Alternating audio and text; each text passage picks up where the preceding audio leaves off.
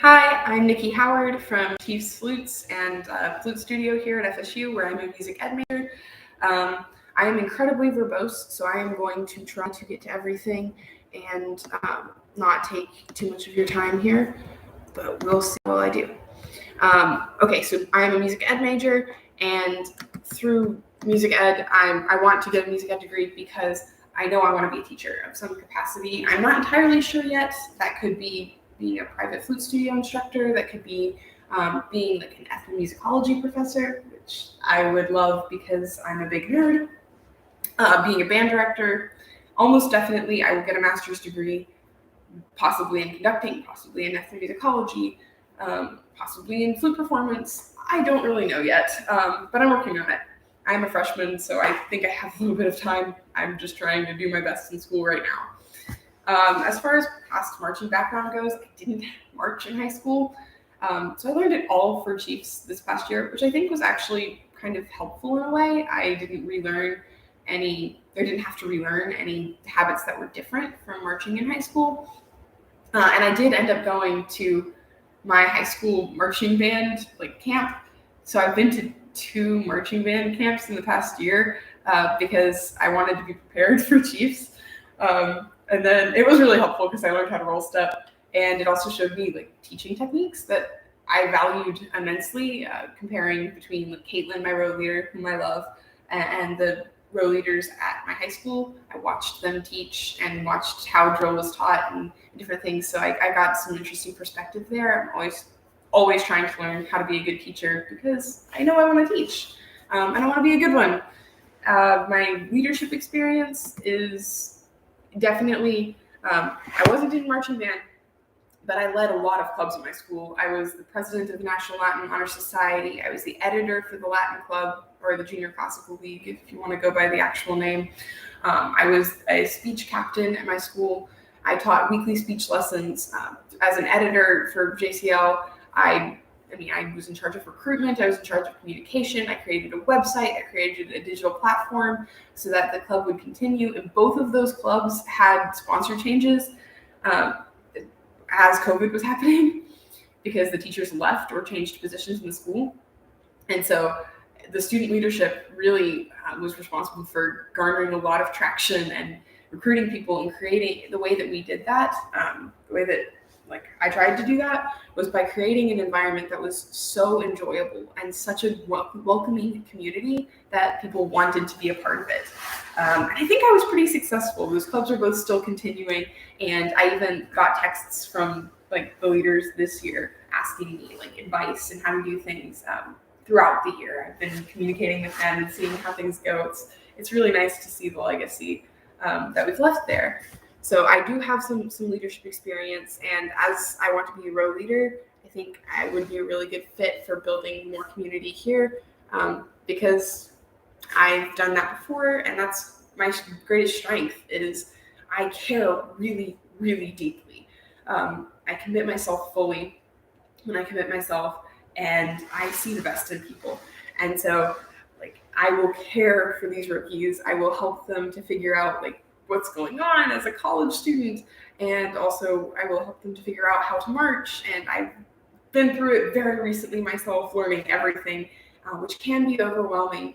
But Caitlin, my row leader, was incredibly enthusiastic, and she always encouraged me.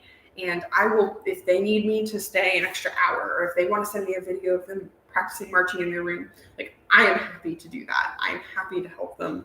I will go out of my way to make people successful because I really want everyone to enjoy Chiefs like I did.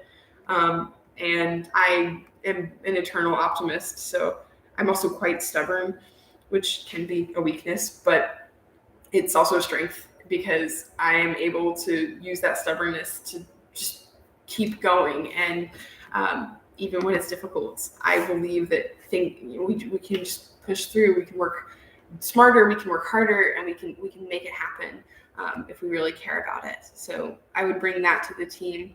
I know how important leadership is because I worked at Chick-fil-A, and I watched my manager lead by example in a way I am still in awe.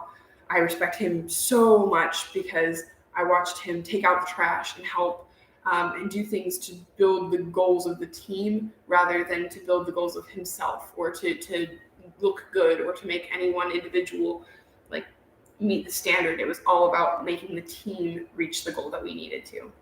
And I want to emulate that as a leader. I also look up to everyone in my section. There's so much I could say about all of them.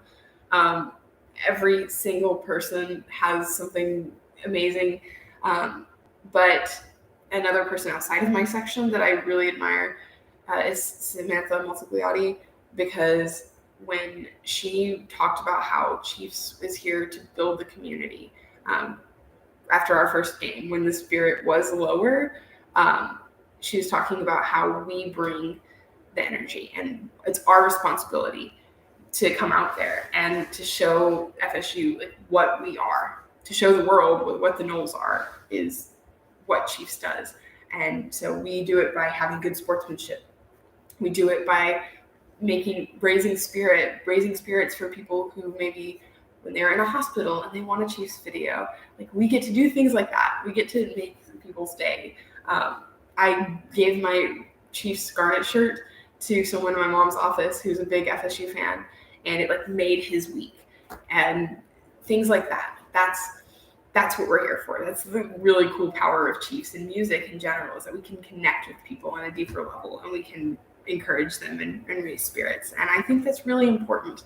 I love serving the community, and I want to do that through Chiefs. So I really look up to Samantha for having that attitude, and to Dr. Black for encouraging that, because he talks a lot about service and how important it is that we are positive impacts in this, positive forces in this community on and off the field. And I value that so highly.